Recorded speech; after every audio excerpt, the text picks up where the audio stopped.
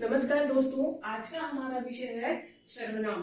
सबसे पहले मैं ये बता दूं कि सर्वनाम संज्ञा की तरह ही एक विकारी शब्द है जो लिंग, वचन और कारक के कारण अपना रूप बदल लेता है। यदि हम सर्वनाम को अलग करें, इसके शाब्दिक अर्थ को अलग करके देखें तो मोटे तौर पे हमें इसकी परिभाषा समझ में आती है। जैसे सर्व, सर्व का मतलब होता है सबका या सब। नाम का मतलब होता है संज्ञा, नाम का मतलब होता है संज्ञा। संज्ञा में हमने क्या पढ़ा था? संज्ञा, ये दुनिया में जितनी भी चीजें वो सारी संज्ञा है और उन सब संज्ञाओं का कुछ न कुछ नाम है। तो सब संज्ञा यानी कि सब संज्ञा के बदले आने वाले शब्द को सर्वनाम कहते हैं, या सब नामों के बदले आने वाले शब्द को सर्वनाम कहते हैं। जैसे मैं, तू, आप, यह, वह, जो, सो, कोई, कुछ, क्या, कौन। हिंदी में कुल हमारे 11 सर्वनाम हैं। इसके अलावा और भी सर्वनाम हैं जो इन्हीं सब शब्दों से बने हैं। जैसे मैं से मैंने या मुझे, तू, तू से तुम, तुम्हारा, तुमसे, आप से आपका, यह से यह, ये, वह से वे, वो। बाकी इन सभी से भी इसी प्रकार से जो सर्वनाम है सब इन्हीं से निकले हैं। सर्वनाम की आवश्यकता क्यों पड़ी? हिंदी भाषा में सर्वनाम का एक अपना अलग महत्व है जो हम कुछ उदाहरण के द्वारा इसे समझते हैं। हिंदी के वाक्य में बार बार संज्ञा के प्रयोग करने से वाक्य की सुंदरता नष्ट होती है, वो पढ़ने और सुनने में भी अटपटा लगता है। जैसे कि मैंने ये यहाँ एक उदाहरण लिख रखा है, इसके द्वारा हम इसे समझते हैं। सुधा एक लड़की है, वह सुधा कल बाजार जाएगी। सुधा फल लाएगी क्योंकि सुधा को फल पसंद है। यहाँ देखिए, ये सुधा जो है हमारा, ये क्या है? ये संज्ञा है। यहाँ वाक्य में देखिए बार बार संज्ञा का प्रयोग किया गया है। यहाँ भी संज्ञा का प्रयोग किया गया है, यहाँ भी और यहाँ, मतलब इसमें आपको 4 जगह संज्ञा का प्रयोग किया गया है। अब हम क्या करेंगे, यहाँ से सिर्फ पहले वाले सुधा को छोड़ के बाकी हम सभी से सुधा को हटा देंगे। अब बात है कि अगर हम यहाँ से संज्ञा हटा देंगे तो यहाँ हम लगाएंगे क्या? यहाँ हम सर्वनाम का प्रयोग करेंगे। जैसे यहाँ से हम सुधा को हटाते हैं और यहाँ हम लिख देंगे वह। यहाँ हम क्या लिख देंगे? यहाँ लिखेंगे हम वह, और हम यहाँ भी वह लिखेंगे।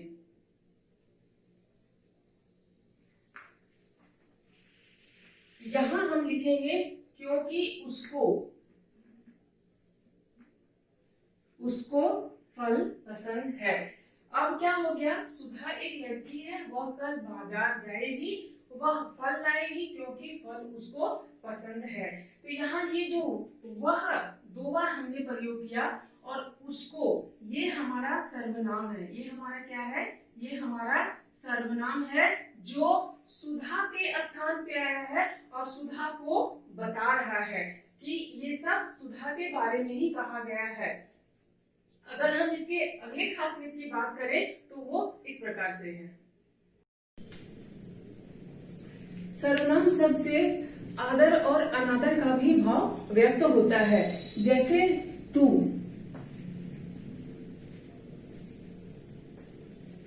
आप,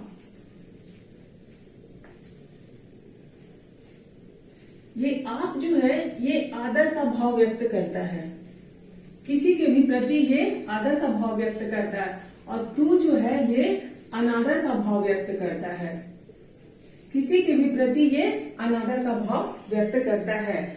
हिंदी भाषा में यदि हम अपने से बड़ों को तू या तुम शब्द का प्रयोग करते हैं तो वो उनके लिए अनादर का भाव व्यक्त करता है। वहीं अगर हम अपने से छोटों के लिए आप शब्द का प्रयोग करते हैं तो वह उसके लिए आदर का भाव व्यक्त करता है। इसकी अगली खासियत ये है कि ये आश्रित वाक्य को प्रधान वाक्य से जोड़ने का कार्य करता है। जैसे यहाँ एक उदाहरण है, सुधा ने कड़ी मेहनत की तो सफल हो गई। सुधा ने कड़ी मेहनत की, वाक्य ये तो हमारा सर्वनाम है। तो हमारा सर्वनाम सफल हो गई वाक्य को जोड़ने का कार्य कर रहा है। तो इस प्रकार से इसके और भी बहुत सारे खासियत है। अब हम इसके भेद के बारे में बात करें तो सर्वनाम के कुल 6 भेद हैं। सर्वनाम के 6 भेद हैं। पहला हमारा है पुरुषवाचक सर्वनाम, दूसरा हमारा है निश्चयवाचक सर्वनाम, तीसरा हमारा है अनिश्चयवाचक सर्वनाम, चौथा हमारा है संबंधवाचक सर्वनाम, पांचवा हमारा है प्रश्नवाचक सर्वनाम और छठा हमारा है निजवाचक सर्वनाम। अब हम इन सब को बारी बारी से देखते हैं। पहला हमारा है पुरुषवाचक सर्वनाम। पुरुषवाचक सर्वनाम को समझने से पहले पुरुषवाचक, यहाँ देखिए वाचक लिखा है पुरुषवाचक। पुरुष मतलब कोई भी व्यक्ति, वो व्यक्ति स्त्री भी हो सकता है और वह व्यक्ति पुरुष भी हो सकता है। वाचक का मतलब होता है बताने वाला। तो हमने भेद में देखा सब में वाचक लगा हुआ है, पुरुषवाचक, निजवाचक, अनिश्चयवाचक, प्रश्नवाचक, संबंधवाचक। तो वाचक का मतलब होता है यहाँ बताने वाला। पुरुषवाचक सर्वनाम को 3 भागों में बांटा गया है, उत्तम पुरुष, मध्यम पुरुष और अन्य पुरुष। उत्तम पुरुष कौन होगा? कहने वाला, इसमें मैं, हम।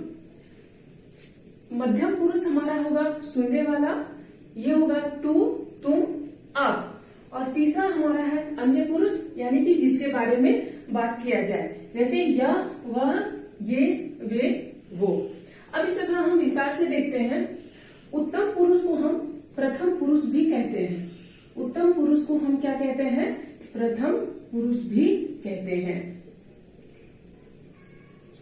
और मध्यम पुरुष को द्वितीय पुरुष भी कहा जाता है। द्वितीय पुरुष। और अन्य पुरुष को तृतीय पुरुष कहा जाता है। तृतीय पुरुष। तो ये तो क्लियर हो गया कि हमारा उत्तम पुरुष कहने वाला, जिसे हम प्रथम पुरुष कहते हैं, मध्यम पुरुष सुनने वाला, जिसे हम द्वितीय पुरुष कहते हैं, और अन्य पुरुष जिसके बारे में बात किया जाए, जिसे हम तृतीय पुरुष कहते हैं। यहाँ जिसके बारे में बात किया जाए, यानी कि जो हमारा अन्य और तृतीय पुरुष है, इसमें ध्यान रखना है कि ये सजीव और निर्जीव कुछ भी हो सकता है। जिसके बारे में हम बात कर रहे हैं वो सजीव भी हो सकता है और वो निर्जीव भी हो सकता है। लेकिन हमारा जो प्रथम पुरुष और द्वितीय पुरुष, यानी कि उत्तम पुरुष और मध्यम पुरुष है, वो हमेशा सजीव ही होगा, क्योंकि 2 सजीव व्यक्ति ही आपस में बात कर सकते हैं। कहने वाला कौन? मैं, हम। तो ये जो मैं यहाँ पे है, ये मैं हमारा एक वचन है। ये हमारा है एक वचन मैं। और हम, एक से अधिक लोगों का होना हम, यानी कि यहाँ हमारा हो गया ये बहुवचन। ये हमारा हो गया बहुवचन। हम लोग भी इसमें आता है, ये बहुत ज्यादा ये होगा, ये हमारा हो गया बहुवचन। अब सुनने वाला तू, तुम और आप। तू एक और तुम 2 व्यक्ति, तुम में हम 2 व्यक्ति रहते हैं, और आप जो हमारा है ये हमारा बहुवचन में होगा, और आप हमेशा ही बहुवचन में है। ये आप ध्यान रखिएगा कि आप हमेशा है, ये क्या होता है, ये हमारा हमेशा बहुवचन में आता है। दूसरा, हम आपके बारे में थोड़ा और जानते हैं कि आप जो है ये आदर के लिए भी प्रयोग किया जाता है, जैसे कि मैंने पहले भी आपको इसके परिभाषा के वक्त बताया था कि आप जो हमारा है ये आदर सूचक है। और तीसरी बात आपके बारे में ये है कि वाक्य को प्रभावी बनाने के लिए आपका प्रयोग किया जाता है। वाक्य को क्या प्रभावी बनाने के लिए हम आपका प्रयोग करते हैं। तो ये अब जिसके बारे में बात किया जाए, यह, वह, यह हमारा है नजदीक की वस्तु को दर्शाने के लिए, ये हमारा हो जाएगा नजदीक की वस्तु को दर्शाने के लिए, और ये हमारा होगा एक वचन। ये हमारा क्या हो जाएगा? एक वचन हो जाएगा। उसी प्रकार वह दूर की वस्तु को दर्शाने के लिए, यह जो है ये वह दूर की वस्तु को बताने के लिए, और ये भी हमारा एक वचन ही होगा। ये भी हमारा क्या होगा, एक वचन होगा। ये हमारा नजदीक की वस्तु को बताने के लिए, और ये हमारा होगा बहुवचन। ये होगा नजदीक के लिए और ये होगा हमारा बहुवचन। बहुवचन। उसी प्रकार वे, ये हो जाएगा दूर के लिए और ये हमारा हो जाएगा बहुवचन। ये भी हमारा हो जाएगा बहुवचन। वो दूर के लिए, लेकिन ये हमें, ये भी है हमारा आदर सूचक। ये हमारा आदर सूचक है। जब हम किसी को आदर से संबोधित करते हैं तो वो बोल करके करते हैं। तो ये हमारा था कि पुरुषवाचक सर्वनाम को कितने भागों में बांटा गया और इसे किस प्रकार से हम प्रयोग करते हैं और कहाँ कहाँ प्रयोग करते हैं। अब थोड़ा इसे और समझते हैं कि पुरुषवाचक, जैसे इसमें हमारा है यह, वह, ये, वो। अब थोड़ा इसको हम उदाहरण से समझते हैं कि वह लड़का अच्छा है। अच्छा है। वह लड़का अच्छा है। अब यहाँ जो है वह, ये वह क्या है, वह अन्य पुरुष है। उसके बारे में दो व्यक्ति बात कर रहे हैं। मैं कह रही हूँ, आप सुन रहे हैं। वह लड़का अच्छा है। वह लड़का अच्छा है। मैं कह रही हूँ तो मैं हो गई प्रथम पुरुष, उत्तम पुरुष। आप सुन रहे हैं तो आप हो गए मध्यम पुरुष, द्वितीय पुरुष। और वह, उस लड़के के बारे में बात किया जा रहा है। ये जो वह है, वह हमारा हो गया अन्य पुरुष, तृतीय पुरुष। उसी प्रकार से अगर हम बात करें कि तुम खाना खा लो, तुम खाना खा लो, तो यहाँ जो तुम है ये कहा जा रहा है प्रथम पुरुष द्वितीय पुरुष को कह रहा है कि तुम खाना खा लो। तो ये जो हमारा तुम है, ये हमारा क्या हो जाएगा, ये हमारा मध्यम पुरुष हो जाएगा। और ये वह जो है, ये हमारा क्या हो जाएगा, ये हमारा अन्य पुरुष हो जाएगा। उसी प्रकार एक और उदाहरण हम ले तो मैं अब जाती हूँ। मैं अब जाती हूँ। ये मैं जो यहाँ पे है, ये मैं क्या हो गया, ये हमारा, मैं कह रही हूँ मैं जाती हूँ। मैं आपसे कह रही हूँ कि मैं जाती हूँ। तो ये जो मैं हमारा है, ये हमारा हो जाएगा उत्तम पुरुष। ये मैं हमारा क्या हो जाएगा, मैं हमारा हो जाएगा, ये हमारा हो जाएगा, ये मैं हमारा उत्तम पुरुष हो जाएगा। तो इस तरह से ये उत्तम पुरुष है। अब इसके हम अगले भेद को देखते हैं। हमारा अगला बिंदु है निश्चयवाचक सर्वनाम। जिस सर्वनाम से बोलने वाले के दूर या पास की किसी वस्तु का बोध हो उसे निश्चयवाचक सर्वनाम कहते हैं। जिस सर्वनाम से किसी वस्तु की निश्चितता का पता चले उसे निश्चयवाचक सर्वनाम कहते हैं। मतलब हम कहीं ना कहीं उस वस्तु को जान रहे हैं, पहचान रहे हैं, तभी वह हमारा निश्चयवाचक सर्वनाम होगा। जैसे यह, वह, ये, वे और वो। अब हम इसके उदाहरण को थोड़ा अच्छी तरह से समझते हैं कि कब और कैसे इसका प्रयोग होता है। तो यहाँ जो हमारा है यह, वह, ये, वे और वो। हमारा यह वह है, ये दोनों ही हमारा एक वचन के लिए प्रयोग होगा। ये कब प्रयोग होगा, हमारा एक वचन के लिए। लेकिन यह का प्रयोग जो है ये नजदीक की वस्तु के लिए होगा और वह का प्रयोग दूर की वस्तु के लिए होगा। उसी प्रकार हमारा ये और वे, ये दोनों ही हमारा बहुवचन है और ये बहुवचन के लिए प्रयोग होगा। लेकिन यहां भी ये का प्रयोग हम नजदीक की वस्तु के लिए करेंगे और वे का प्रयोग हम दूर की वस्तु के लिए करते हैं। वो का प्रयोग एक वचन और बहुवचन दोनों ही हो जाता है। इसको हम विस्तार से समझेंगे और इन सबको हम पहले समझते हैं, फिर हम वो को अच्छी तरह से समझेंगे। तो यहाँ मैंने कुछ उदाहरण लिख रखा है, जैसे यह राम है, यह केला है, ये दोनों ही मेरे नजदीक है। तो और मैं इन दोनों के प्रति निश्चिंत हूँ और इन दोनों को मैं जान रही हूँ कि यह राम है और यह केला है। उसी प्रकार वह गाय है, वह झूला है, ये दोनों ही मुझसे दूर है, किसी व्यक्ति से दूर है तो वहां होगा वह गाय है, वह झूला है। अगला उदाहरण है हमारा, ये किताबें हैं, ये बकरे हैं, ये दोनों ही हमारा बहुवचन में होगा और ये दोनों ही मेरे पास है, तो कहेंगे ये किताबें हैं, ये बकरे हैं। उसी प्रकार वे घोड़े हैं, वे नदियां हैं। अब यहाँ जो है वे घोड़े हैं, वे नदियां हैं, ये दोनों ही हमसे क्या है, दूर है, और दूर है तो हम क्या कहेंगे, वे घोड़े हैं। निश्चित हूं मैं कि वे घोड़े ही है और वे नदियां ही है। अब हम वो में आते हैं और वो को थोड़ा अच्छी तरह से समझते हैं कि वो जो हमारा है, लोग आ गए, जब उसके साथ लोग रह रहा है, मतलब एक से अधिक का, तो वहां पे हमारा लोग जो है ये बहुवचन है, तो वो लोग आ गए, मतलब जिनको हम बुलाए हैं उन्हें हम अच्छी तरह से जान रहे हैं, तभी हम कह रहे हैं वो लोग आ गए।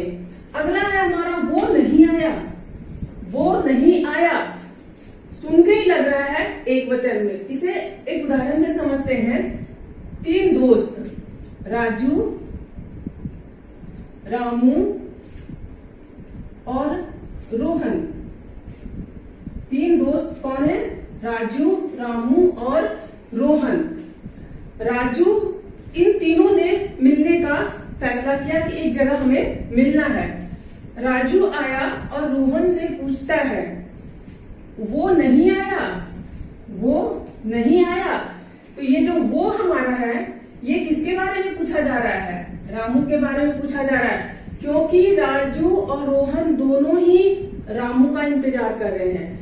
राजू आके रोहन से पूछता है, वो नहीं आया, तो ये जो वो हमारा है, ये रामू के बारे में कहा जा रहा है। किसके बारे में कहा जा रहा है, रामू के बारे में। तो रामू यहाँ क्या है, एक वचन में है या बहुवचन में है, ये एक ही है तो एक वचन में ही है।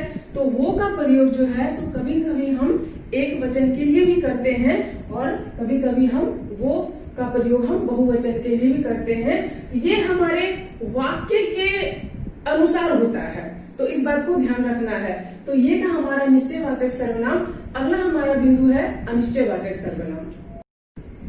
अनिश्चयवाचक सर्वनाम, जिस सर्वनाम से किसी निश्चित वस्तु का बोध न हो उसे अनिश्चयवाचक सर्वनाम कहते हैं। जैसे कोई, कुछ, मतलब हम उस वस्तु को अच्छी तरह से नहीं जानते हैं, नहीं पहचानते हैं, तभी हमारा वो अनिश्चयवाचक सर्वनाम होगा।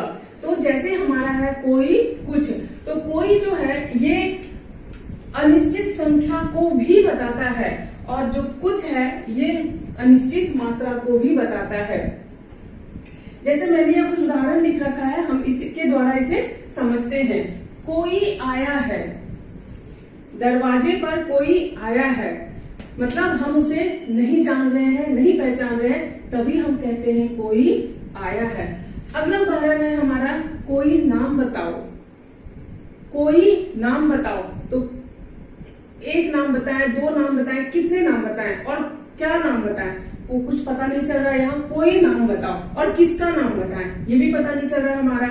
उसके बाद है कोई फल लाओ। कोई फल लाओ, कौन सा फल, सेब, केला, अंगूर, वो भी कितना, वो भी हमारा पता नहीं चल रहा है, तो ये भी अनिश्चितता को बता रहा है। कोई 4 बच्चे, अब यहाँ 4 है तो ये तो निश्चित हो गया कि 4 बच्चे, लेकिन कौन से बच्चे, जब हम उसमें संख्या लगा देंगे तो वो तो हमारा निश्चित हो जाएगा, लेकिन कोई 4 बच्चे, कौन से 4 बच्चे, ये निश्चित नहीं हो रहा है। उसके बाद है कोई आया था क्या। यहाँ पे क्या है, कोई आया था क्या, हम कमरे में नहीं थे, मेरे गैर हाजिरी में कोई आया, मुझे लगा यहाँ कोई आया था, तो हम पूछेंगे कोई आया था क्या। तो जब हम क्या लगा देते हैं तो ये सवाल भी पूछ देता है। उसी प्रकार अगला हमारा कोई जान गया, तो कोई काम है जिसे हम कर रहे हैं, हम नहीं चाहते हैं कि कोई जाने, उसे हम छुपा के करना चाहते हैं या जल्दी करना चाहते हैं, तो हम कहते हैं जल्दी करो कोई आ जाएगा, नहीं तो जल्दी करो कोई जान जाएगा तो क्या होगा। उसी प्रकार है कोई मत डरो, कोई मत डरो। यहाँ पे हम स्कूल से गए कुछ बच्चों को लेकर के साथ में पिकनिक में बच्चों ने सांप को देख लिया, सारे बच्चे डर गए।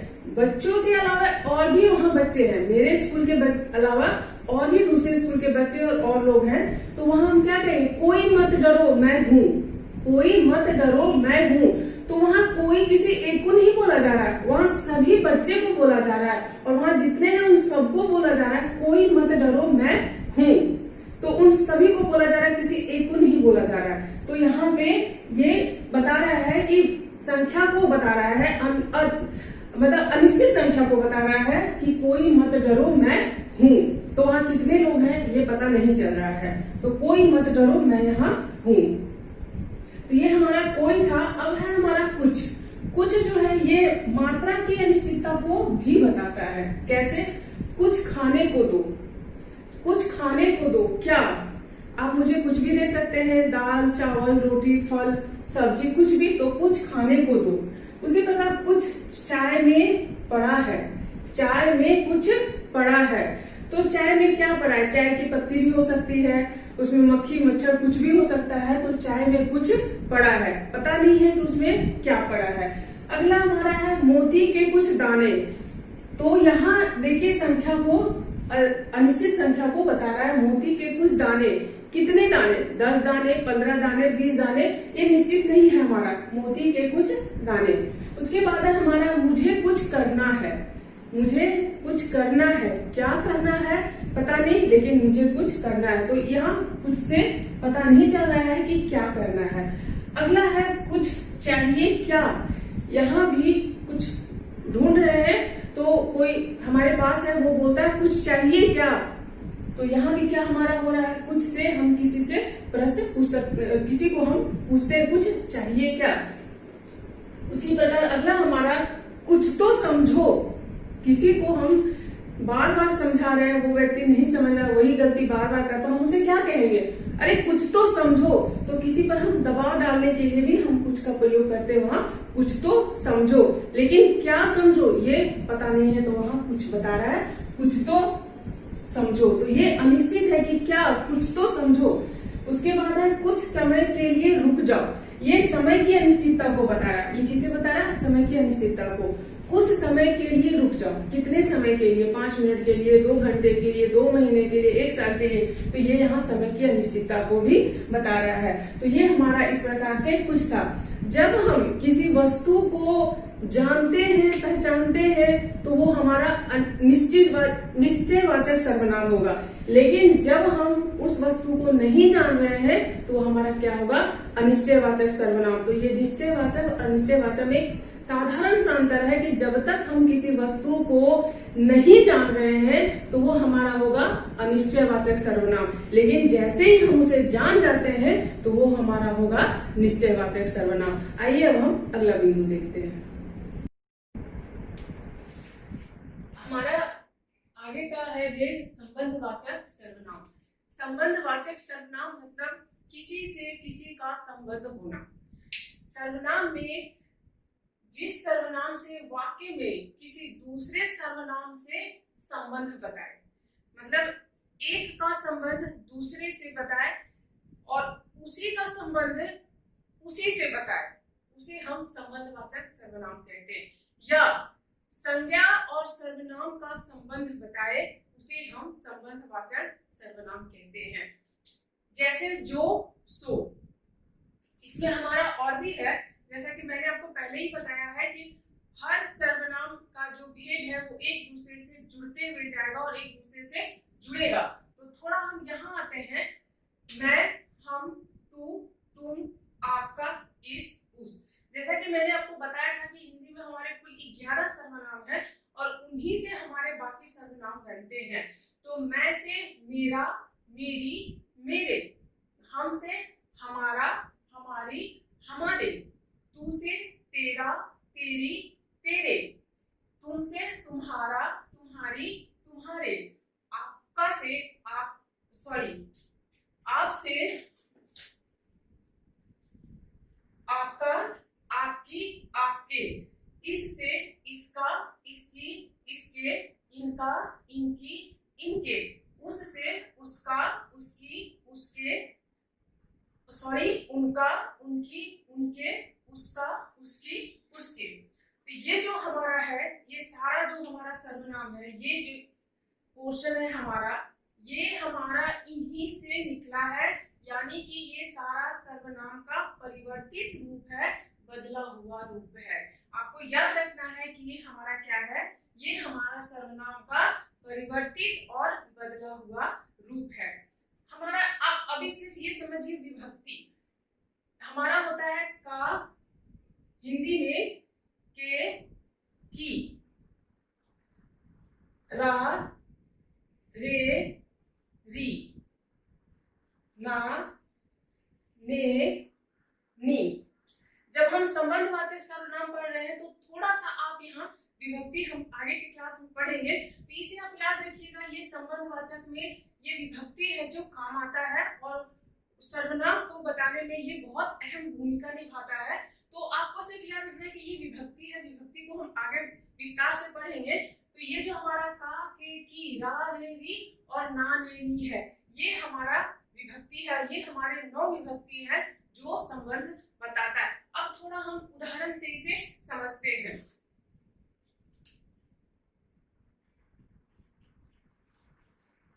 जो जागा सो पाया, जो जागा सो पाया, कहने का मतलब है यहाँ जो, देखिए जो का सो का संबंध जो से है और जो का संबंध सो से है। जो और सो हमारा क्या है, ये दोनों ही हमारा क्या है, सर्वनाम है। पहली बात की ये दोनों हमारा क्या है, सर्वनाम है। अब परिभाषा में जाते हैं। सर्वनाम से वाक्य में किसी दूसरे सर्वनाम से संबंध, ये हमारा पहला सर्वनाम है जो दूसरे सर्वनाम से संबंध बता रहा है। लेकिन ये दोनों एक ही के बारे में कहा जा रहा है। जो जागा सो पाया, मतलब जो व्यक्ति मेहनत करेगा वही पाएगा, या रात में जागकर जो आदमी मेहनत करेगा वही फल पाएगा। तो यहाँ एक सर्वनाम दूसरे सर्वनाम से जुड़ रहा है, ये संबंध बता रहा है। अब इसे हम थोड़े दूसरे और उदाहरण को देखते हैं। इसमें हम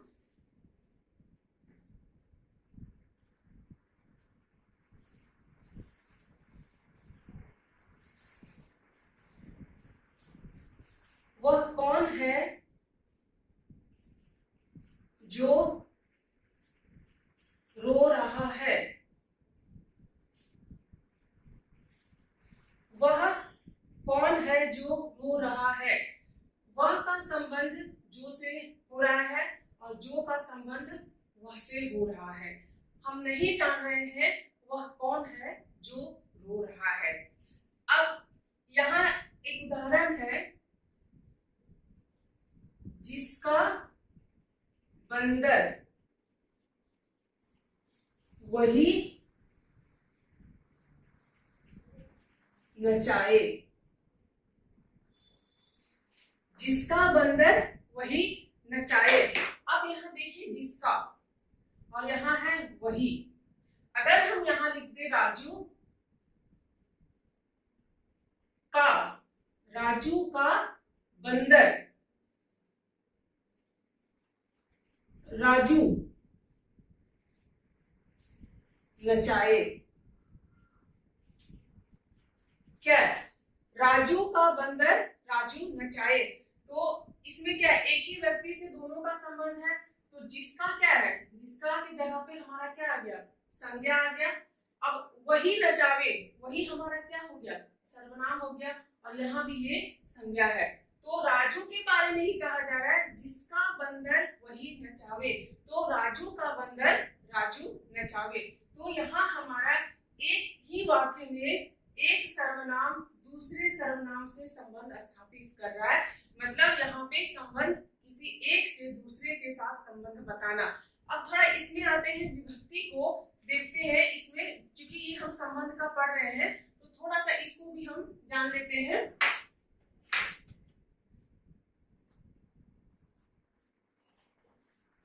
रोहन की माँ, रोहन की माँ, उस लड़के का भाई, उस लड़के का भाई। ये हमारा की और ये का विभक्ति है। अब थोड़ा इधर आइए, की हमारा कहाँ से गया है, यहाँ से गया है, और का हमारा कहाँ से गया है, यहाँ से गया है। देखिए यहाँ है, सभी जगह हमारा विभक्ति है, यहाँ के है, यहाँ भी देखिए। तो ये सब क्या है, इसी का ये हमारा सर्वनाम का ही बदला हुआ रूप है, ये परिवर्तित रूप है। तो इन्हीं से हमारा विभक्ति भी आया है, और ये देखिए इसी से हमारा सारा संबंधवाचक सर्वनाम का बोध होता है। अब हम इसके अगले भेद को देखते हैं। हमारा अगला बिंदु है प्रश्नवाचक सर्वनाम। जिस सर्वनाम से प्रश्न पूछे जाने का बोध हो उसे प्रश्नवाचक सर्वनाम कहते हैं। जैसे क्या, कौन, कब, क्यों, कहाँ, कैसे और किस। किस से हमारा और भी बहुत सारा प्रश्न बनता है जो हम आगे देखेंगे। तो सबसे पहले हम देखते हैं कब। हमारा पहला है कब। कब से समय को लेकर के प्रश्न होता है, समय के साथ प्रश्न होता है। जैसे कब आए, तो आप कब आए, कल आए, परसों आए, 2 महीना पहले आए। ये प्रश्न हमारा समय को लेकर के, समय के साथ है। दूसरा है हमारा कब तक रहना है, इसमें भी समय है। दिल्ली में कब से हो, 2 साल से, 3 साल से, 2 घंटे से। ये सब हमारा सवाल समय को लेकर के है। ऐसा कब हो गया, मतलब कोई ऐसी घटना हो गई जो मुझे जानकारी नहीं है, आपने बताया तो बोले ऐसा कब हो गया, 2 दिन पहले हो गया, 2 घंटे पहले हो गया। तो ये इस तरह से समय के साथ और समय को लेकर के कब से हम प्रश्न पूछते हैं। दूसरा है हमारा कौन। कौन में हम परिचय, किसी का परिचय पूछते हैं, चुनाव से संबंधित प्रश्न पूछते हैं, और कभी कभी हम कौन में सा या सी लगा करके भी प्रश्न पूछते हैं। जैसे आप कौन हैं, ये हमारा परिचय हो गया, हम किसी से पूछते हैं आप कौन हैं। उसके बाद हमारा अगला उदाहरण है आपको कौन चाहिए, कौन सा उपहार दूं। यहाँ चुनाव का हो रहा है कि कौन सा उपहार दूं। दूसरा है हमारा कौन सी गुड़िया पसंद है, तुम्हें कौन सी गुड़िया पसंद है। तो इससे हमारा परिचय और चुनाव को लेकर के प्रश्न बनता है। आगे हमारा है क्या। क्या से हम वस्तु, भाव, परिचय, चुनाव, पसंद और असमंजस को लेकर के प्रश्न पूछते हैं। जैसे आप क्या लेंगे, आप क्या लेंगे, कोई वस्तु के बारे में हम पूछ रहे हैं कि आप क्या लेंगे। अगला है हमारा क्या हुआ, रो रहे हो, भाव, वो रोने का उसका अंदर कारण क्या है, उसका जो भाव अंदर जो उसको दुख है, तकलीफ है, वो हमारा भाव है, तो वो क्या हुआ, रो रहे हो। अगला है हमारा तुम्हारा नाम क्या है, ये हमारा परिचय हो गया, अगला से हम नाम पूछ रहे हैं। आगे हमारा क्या पसंद है, चाय या कॉफी, ये चुनाव और पसंद को लेकर के बता रहा है आपको क्या पसंद है, चाय या कॉफी। अगला है हमारा क्या करूं, समझ में नहीं आ रहा, तो ये हमारा असमंजस को लेकर के प्रश्न पूछता है, क्या करूं समझ में नहीं आ रहा है। अगला हमारा है क्यों। क्यों से हम भाव और कारण को लेकर के प्रश्न पूछते हैं। जैसे क्यों रो रहे हो, क्यों हंस रहे हो, तो कुछ वजह है, कारण है, तभी हंस रहे रो रहे हैं। क्लास में हम बैठे होते हैं, बच्चे हंसने लगते हैं, टीचर क्या बोलते हैं, क्या बात है भाई, क्या कारण है, आप लोग हंस रहे हो, जरा मुझे बताओ मैं भी हंस लूं, है ना। तो इस तरह से हम कारण को लेकर प्रश्न पूछते हैं। घर क्यों जाना है, कारण चाहिए भाई, घर क्यों जाना है। क्यों नहीं खेलना, बच्चे बोलते हैं कभी कभी मुझे नहीं खेलना, तो हम पूछते हैं बच्चों से क्यों नहीं खेलना है, कोई कारण है, किसी ने तुम्हें मारा, किसी से झगड़ा हो गया, क्या वजह है बताओ। तो हम इससे क्यों से हम भाव और कारण को लेकर प्रश्न पूछते हैं। अगला हमारा है कहाँ। कहाँ से हम जगह को लेकर प्रश्न पूछते हैं और इसमें जगह को लेकर के प्रश्न पूछा जाता है। जैसे तुम कहाँ रहते हो, दिल्ली, मुंबई, कलकत्ता, मद्रास, कहाँ रहते हो। उसके बाद है तुम कहाँ से आ रहे हो, पटना से, धनबाद से, जमशेदपुर से, तो वो जगह या घर से। अगला है अधिक पानी कहाँ है, तो ये भी जगह को लेकर पूछा जा रहा है, अधिक पानी कहाँ है। अगला है हमारा मुझे कहाँ ले जा रहे हो, कहीं ना कहीं अगर ले जाया जा रहा है, मुझे जानकारी नहीं तो मैं तो पूछूंगी कि मुझे कहाँ ले जा रहे हो। तो इससे हम जगह, कहाँ से हम जगह को लेकर के प्रश्न पूछते हैं। आगे हमारा कैसे। कैसे में तरीका, किसी भी चीज को बनाने का तरीका वो पूछते हैं, हालचाल पूछते हैं, कारण पूछते हैं, मूल्य और अवस्था भी इसे हम पूछते हैं। अवस्था में जैसे कोई चीज की स्थिति कैसी है, अब जैसे कोई फल है या सब्जी तो वो सड़ी हुई है, तो वो खराब स्थिति में, वो सड़ी हुई स्थिति में। अगर ताजा है तो वो ताजा की स्थिति में, बहुत अच्छा है। वो कपड़ा है, अगर फटा है तो वो फटे हुए की स्थिति में है। अगर कपड़ा बहुत सुंदर है, उसमें लेस लगा हुआ है, तो वो बहुत सुंदरता की स्थिति में है, तो वो अवस्था हो गया। तो हम इस तरह से अवस्था को लेकर के भी हम कैसे से प्रश्न पूछते हैं। जैसे पहला उदाहरण है हमारा, खीर कैसे बनती है। तो खीर को बनाने का एक तरीका हम किसी से पूछते हैं कि खीर कैसे बनती है। अगला उदाहरण है हमारा, किसी का हालचाल पूछना, आप कैसे हो। हम किसी से हालचाल पूछते हैं तो क्या बोलते हैं, आप कैसे हो। उसके बाद यहाँ कैसे आना हुआ, कारण, आने का कोई कारण है कि आप कैसे आए हो। आलू कैसे दिए, इससे हम क्या पूछते हैं, मूल्य। आलू कैसे दिए, 10 रुपए केजी, 20 रुपए केजी, तो उससे हमारा मूल्य पूछते हैं हम। अगला है हमारा अवस्था, अब कैसे हालात हैं। कहीं की स्थिति बहुत खराब है, बाढ़ आ गया या भूकंप आ गया, तो हम क्या पूछते हैं, अब कैसे हालात हैं, तो वहाँ की अवस्था कैसी है, वहाँ स्थिति अब कैसी है। तो ये हम कैसे से इन सब चीजों को लेकर के प्रश्न पूछते हैं। अगला है हमारा किस। जैसे कि मैंने आपको पहले ही बताया था कि किस से बहुत सारे और भी शब्द निकलते हैं और उनसे प्रश्न पूछे जाते हैं। तो किस जो हमारा है, ये हमारा मूल रूप है। इससे हमारा बनता है किसका, किसके, किसको, किससे, किसे और किसकी। अब इनसे हम थोड़ा देख लेते हैं कि कैसे प्रश्न बनता है। तो हमारा पहला है, यह कलम किसकी है। तो यह कलम किसकी है। अगला प्रश्न हमारा बनता है, ये फूल किसके हैं। ये फूल किसके हैं। अगला प्रश्न हमारा बनता है, किसको मदद की आवश्यकता है। अगला प्रश्न है हमारा, किससे मिलना चाहते हैं। आप किससे मिलना चाहते हैं। हमारे घर पे कोई आया, वो बुला रहा है, घर में बहुत सारे मेंबर हैं, हम उनसे पूछते हैं कि आपको किससे मिलना है। अगला हमारा है, किसे मार रहे हो। किसे मार रहे हो। अगला उदाहरण है हमारा, किसकी पुस्तक गुम गई, खो गई। तो किसकी पुस्तक गुम गई। तो इस तरह से हम इन सब शब्दों से प्रश्नवाचक में हम प्रश्न पूछते हैं। आइए अब हम अगले बिंदु की ओर चलें। हमारा अगला और आखिरी बिंदु है निजवाचक सर्वनाम। जिस सर्वनाम का प्रयोग कहने वाला अपने लिए करे उसे निजवाचक सर्वनाम कहते हैं। निजवाचक सर्वनाम का मूल रूप आप है। मूल रूप इसका क्या है, आप है।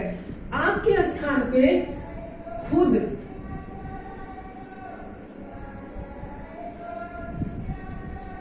स्वतः,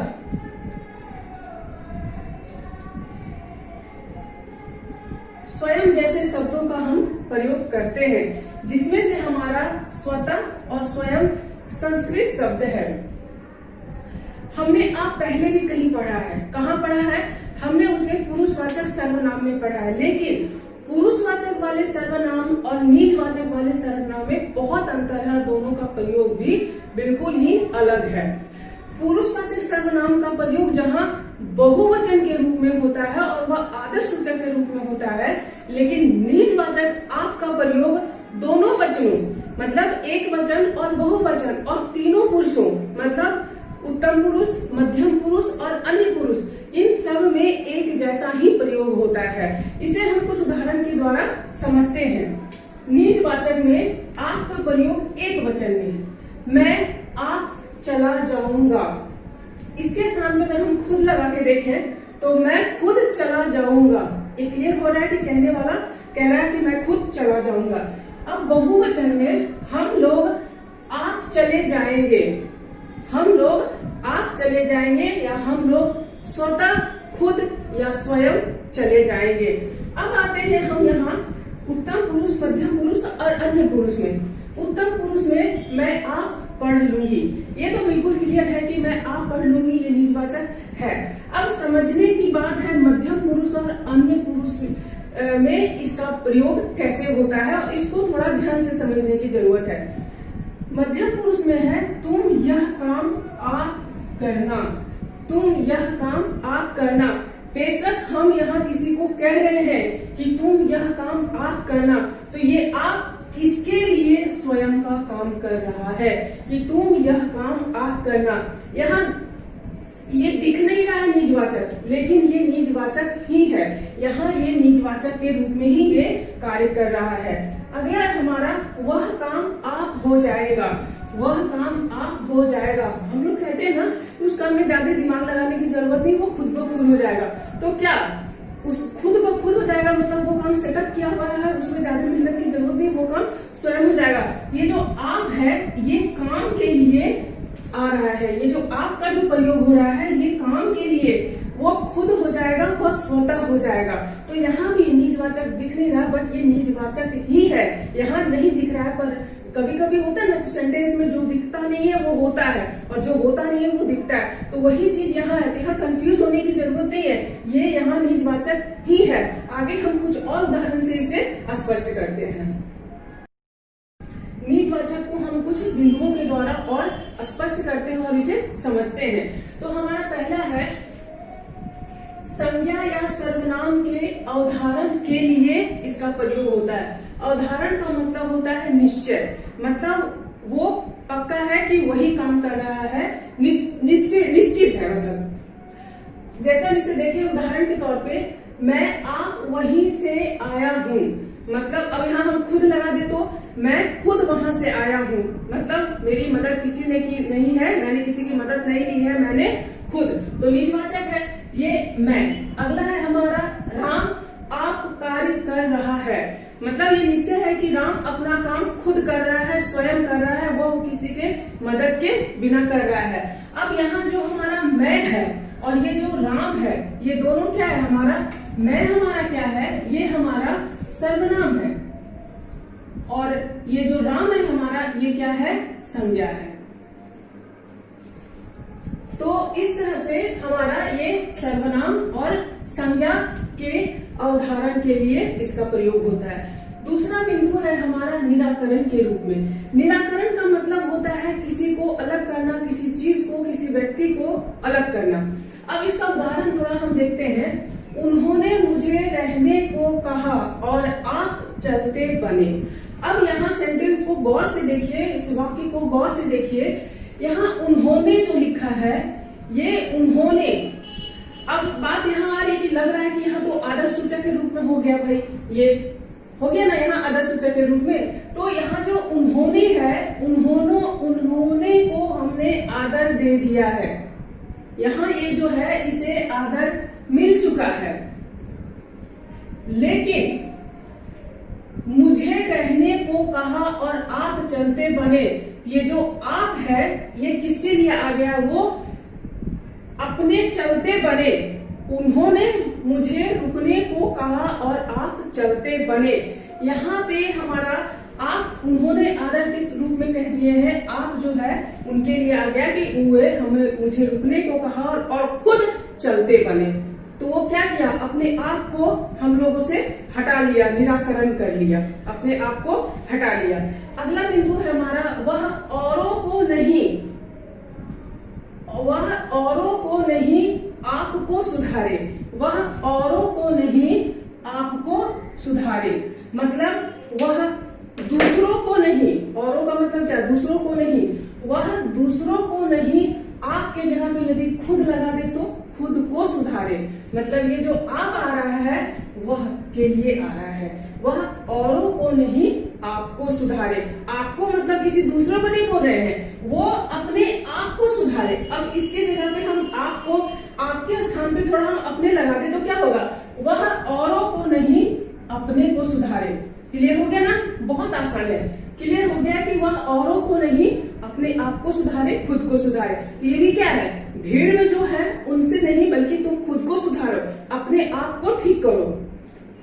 अगला बिंदु है हमारा सर्वसाधारण के रूप में। सर्वसाधारण के रूप में कहने का मतलब है कि ये जो आम लोगों के साथ जो बोलचाल में होता है, मतलब कुल मिला के हम कह सकते हैं जो कहावत होता है, तो कहावत सिर्फ हिंदी में नहीं बल्कि हर भाषा में होती है।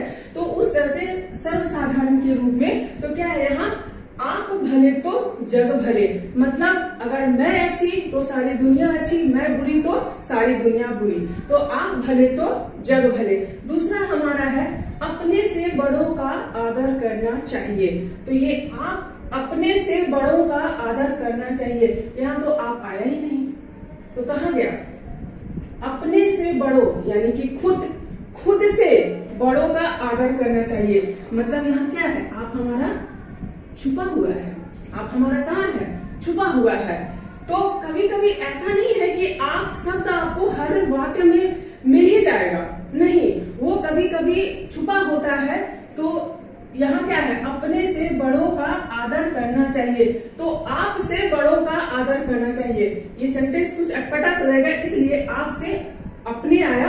अब इन दोनों को हटा करके आप यहाँ लिख दीजिए खुद, तो क्या हो गया, खुद से बड़ों का आदर करना चाहिए, आ गया।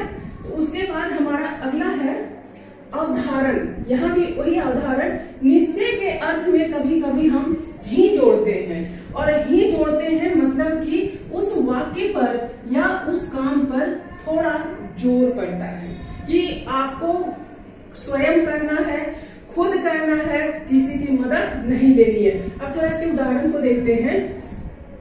पहला उदाहरण है, मैं आप ही चला जाऊंगा, मैं आप ही चला जाऊंगा। मतलब हम कभी कभी बोलते हैं ना, चलो हम पहुंचा देते हैं भाई, बहुत दूर है, तो बोलते हैं नहीं छोड़, तुम खुद चले जाएंगे, हम खुद ही चले जाएंगे, आप ही चले जाएंगे। तो ये वही है कि नहीं, जोर दिया जा रहा है कि आपको परेशान होने की जरूरत नहीं, मैं आप ही चला जाऊंगा।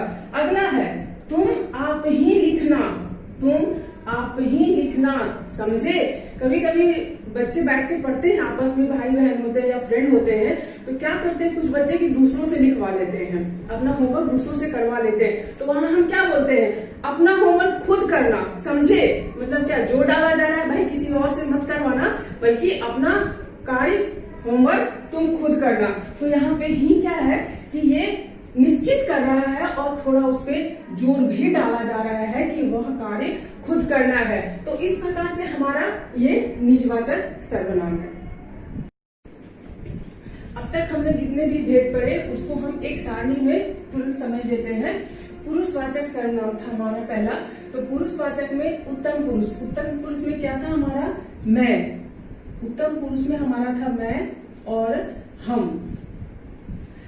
उसके बाद हमारा है मध्यम पुरुष, मध्यम पुरुष में था तू, तुम और आप। अब जो हमारा यहाँ है ये हमारा आदर सूचक है और वाक्य को प्रभावी बनाने के लिए, वाक्य को हम प्रभावी बनाने के लिए आपका प्रयोग करते हैं। अन्य पुरुष में हमारा था यह, वह, ये, वे और वो। ये वो भी हमारा क्या था, ये वो भी हमारा आदर सूचक था। उसके बाद हमारा था निश्चयवाचक, निश्चयवाचक में भी हमारा था यह, वह, ये, वे और वो। उसके बाद हमारा अनिश्चयवाचक, अनिश्चयवाचक में कोई, कुछ, अनिश्चयवाचक में हमारा कोई, कुछ। संबंधवाचक में हमारा था जो, सो, जिसका, जिसकी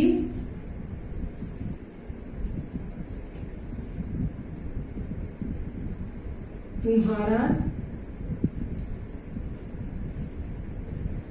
तुम्हारी, तुम्हारे। इसी प्रकार से हमारा और भी था ढेर सारा। प्रश्नवाचक में था कब,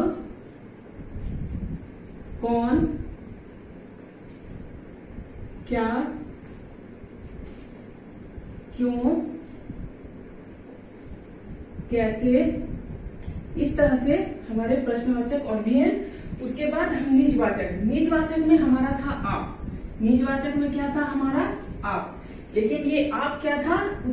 ये हमारा उत्तम पुरुष था। उत्तम पुरुष मतलब कहने वाला, न कि यहाँ सुनने वाला। निजवाचक में क्या था हमारा? आप कहने वाला, ना कि सुनने वाला। तो इस प्रकार ये सारणी के द्वारा हम इसे समझते हैं और समझ सकते हैं। तो ओके फ्रेंड्स, आज के लिए इतना ही। अगले वीडियो में हम अगला विकारी शब्द विशेषण पढ़ेंगे। यदि आपको ये वीडियो पसंद आया है तो दूसरों को लाइक और शेयर जरूर करें और मेरे साथ बने रहने के लिए चैनल को सब्सक्राइब कर लें।